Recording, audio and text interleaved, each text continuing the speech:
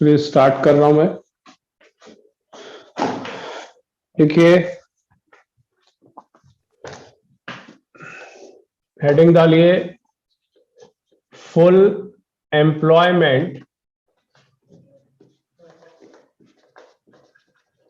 Full employment equilibrium.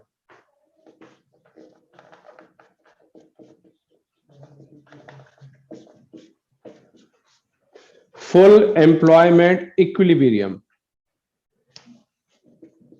It refers to a situation. It refers to a situation when aggregate demand AD is equal to aggregate supply, is equal to aggregate supply at full employment, at full employment level। चलिए इसका diagram बनाइए। इधर यास्ना, आवाज आ रही है बेटे? हाँ जी सर। एक बार फिर बता दो, एग्रीगेट सप्लाई यहाँ पे 45 डिग्री क्यों होता है? सर उसके इक्विलिब्रियम की वजह से। एडमिट कर लो सर मनस्वी को। ठीक है। Factors of production.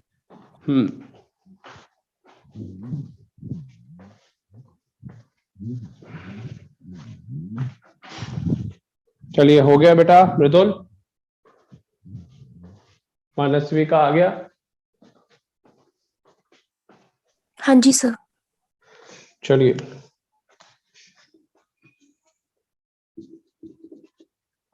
Aggregate demand C+I। चलिए, ये पॉइंट हो गया आपका इक्विलिब्रियम। बना लीजिए साथ साथ डायग्राम।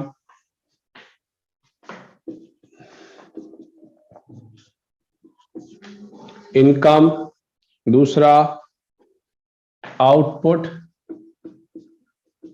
एम्प्लॉयमेंट, और ये आ गया एग्रीगेट डिमांड। हो गया? ये पॉइंट ई क्या शो कर रहा है? Full employment equilibrium. चलिए मानिक। हाँ बेटे,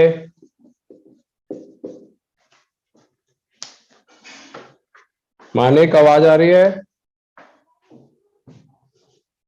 आयुष? हाँ सर। हाँ बेटा, एक बार बोल दे, फुल एम्प्लॉयमेंट इक्विलिब्रियम क्या होता है? सर फुल एम्प्लॉयमेंट इक्विलिब्रियम वो सिचुएशन होती है जब एग्रीगेट डिमांड एग्रीगेट सप्लाई के इक्वल होता है, जैसे आपने इस डायग्राम में ई पॉइंट पे दिखाया है। ठीक है, चलिए हो गया बेटा? Yes sir. हाँ जी sir. Yes sir. Yes sir. चलिए लिखिए बेटा, second, under employment equilibrium.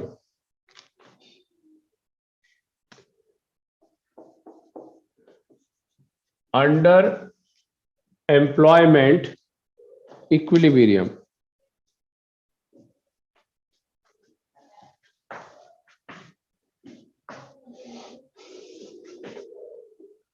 Under employment equilibrium, इसमें भी आप सेम लिखेंगे। It refers to a situation where aggregate demand equal to aggregate supply when resources are not fully employed. When resources are not fully employed, मतलब जब resources fully employed नहीं है. फटाफट statement लिख लीजिए बेटा.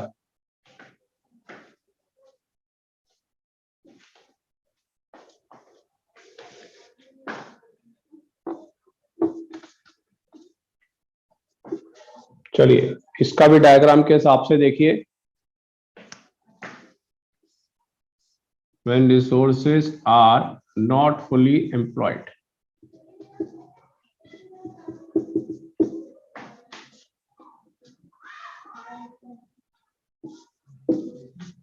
डायग्राम बना लीजिए साथ साथ.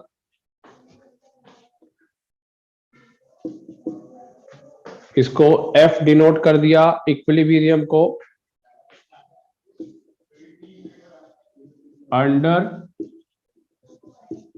एम्प्लॉयमेंट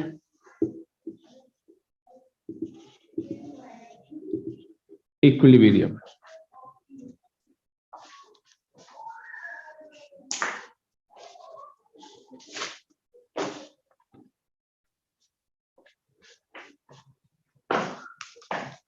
बस ये चीज चेंज है, बाकी सारा सेम था.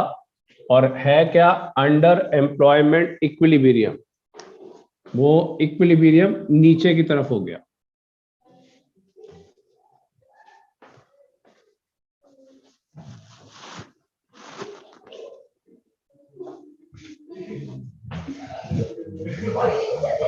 हो गया? Yes sir.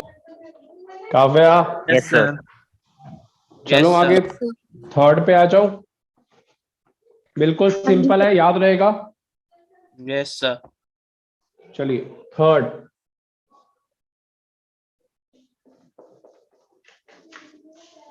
Over full employment equilibrium. Over full employment equilibrium. बस यहां पे एक स्टेटमेंट चेंज हो जाएगी. Aggregate demand is equal to aggregate supply.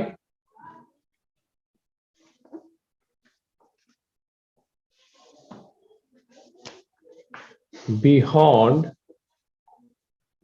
The full employment level.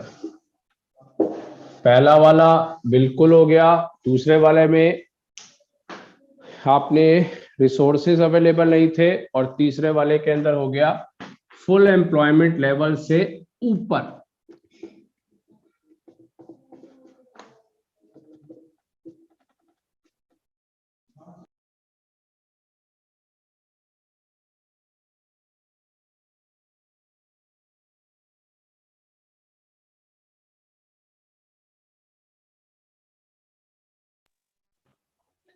Same link पे आप ज्वाइन करेंगे जो जो आपके टाइमिंग्स है. ठीक है, ओके सर. ठीक चलिए. है सर.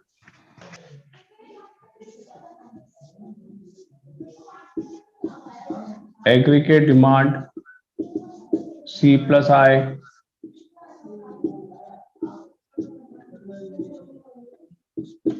F दे दिया इसको नाम. Full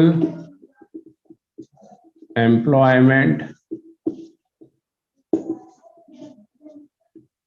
equilibrium.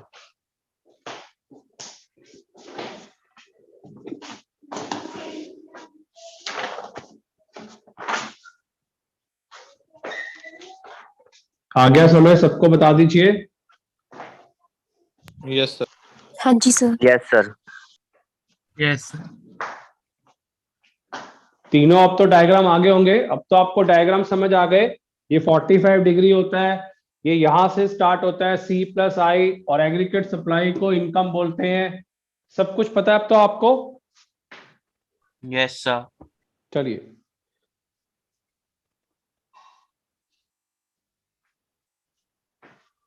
रब कर दो. Yes sir. Yes Yes, sir. sir. चलिए नेक्स्ट हेडिंग, ये वाले जो टॉपिक है मैं हमेशा से आपको क्लासेस में बोलता आ रहा हूं कि 6 to 8 क्वेश्चंस हैं जो बहुत इंपॉर्टेंट है, जिसमें से अभी आपके सिर्फ हुए हैं 2 या 3 हुए हैं। एक तो एग्रीगेट डिमांड और उसके कंपोनेंट्स, एक मल्टीप्लायर बहुत इंपॉर्टेंट है, न्यूमेरिकल कंजम्पशन के या सेविंग के मिलाकर बहुत इंपॉर्टेंट है। ये टर्म्स है, ये आपकी जो है ये टर्म्स है। अनएम्प्लॉयमेंट 2 पार्ट में बांटिए। पहला इनवॉलंटरली,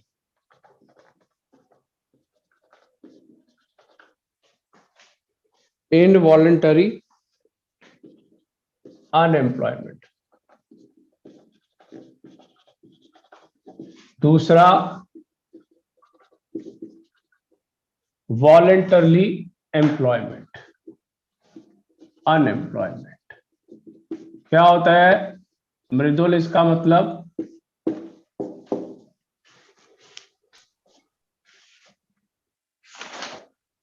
मृदुल, यस सर। इनवॉलंटरली का मतलब होता है मैं काम करने को रेडी हूं मगर काम नहीं है। समझे बात? मैं काम करने को रेडी हूं मगर काम नहीं है। वॉलंटरली का मतलब है वाकई में जो रियलिटी है काम है और मैं करना नहीं चाहता। तो ये ध्यान रखना है। तो इनवॉलंटरली का मतलब है मेरे पास काम है मगर अवेलेबिलिटी कम होने के कारण मुझे मिल नहीं रहा। तो अब इसको कैसे करेंगे? लिखिए 2 डेफिनेशंस के रूप में। It means a situation in which all able persons who are willingly to work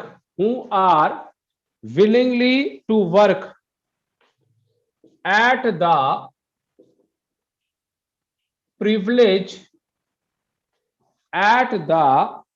privileging wage rate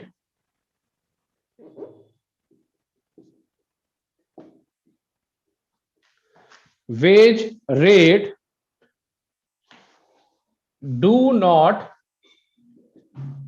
get work, क्या मतलब है इसका? आयुष बता बेटा। सर जिनके पास स्किल्स है या फिर काम कर सकते हैं पर उनके अवेलेबिलिटी की वजह से उन्हें काम नहीं मिल रहा है। लैक ऑफ वर्क के कारण उनको काम नहीं मिल पा रहा। Yes sir. चलिए सच पीपल आर, कौन कौन से पीपल हैं?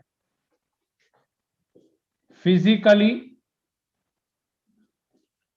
And mentally fit, physically and mentally fit. दूसरा जो फिजिकली और मेंटली फिट है वो पीपल वो है ऐसे हैं willingly to work at the going wage rate, but are out of job,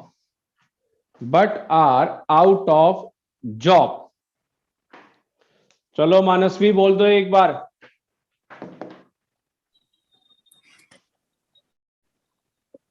It means a situation in which all the able persons who are willingly to work at the prevailing wage rate do not get work.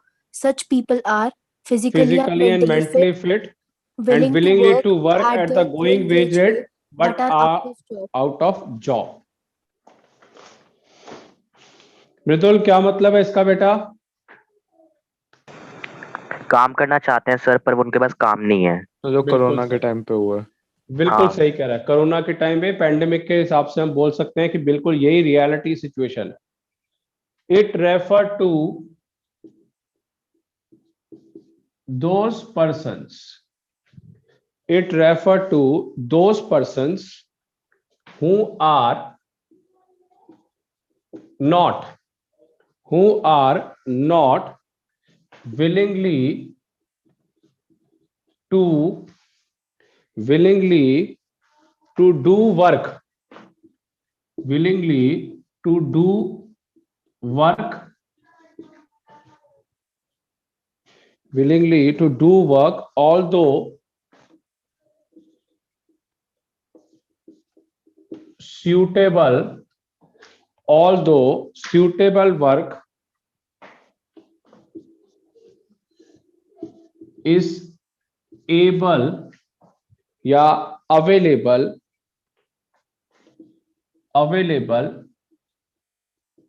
for them।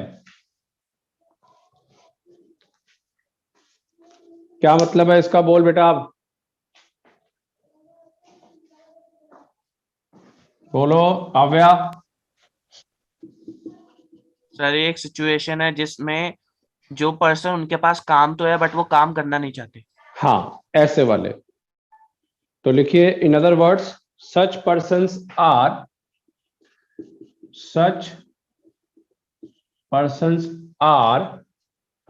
not included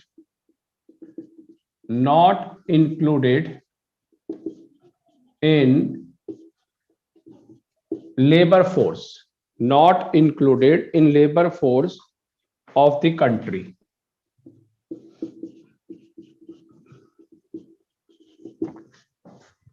Not included in the labor force of the country, although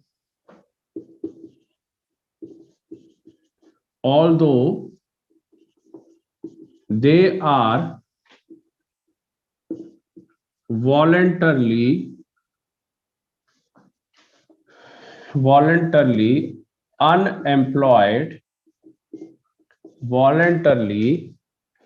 unemployed, that is unemployed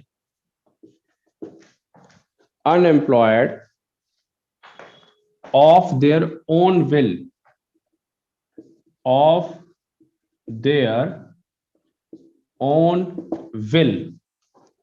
अपनी वजह से unemployed है, अपनी वजह से।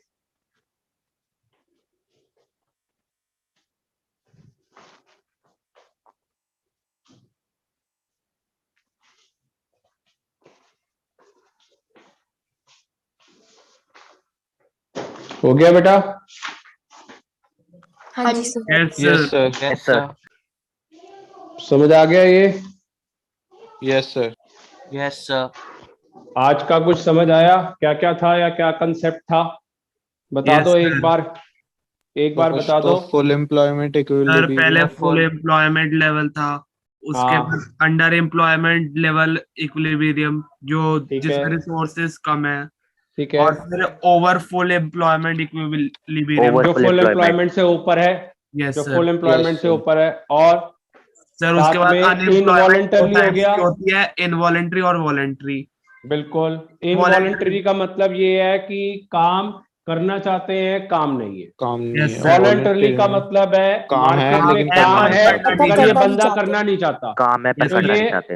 अपने हिसाब से ये अनएम्प्लॉयड है, unemployed of their own will, अपने हिसाब से ये अनएम्प्लॉयड है। ठीक है, एक ये छोटा सा टॉपिक मैंने करवाया है, तो अब नेक्स्ट क्लास सर? में नया टॉपिक। हाँ जी बोलो। सर तो ये वॉलंटरी अनएम्प्लॉयड को हम नेशनल इनकम में इंक्लूड नहीं करते, मतलब जैसे आपने नहीं। लेबर फोर्स में लिखा है तो नहीं, उसमें ऐड नहीं होता ये लेबर फोर्स में। हाँ ठीक है सर। ठीक है, चलिए अब इवनिंग वाली क्लास में आप अटेंड करेंगे और ठीक है कोई सर। लिंक नहीं आएगा। Bye sir.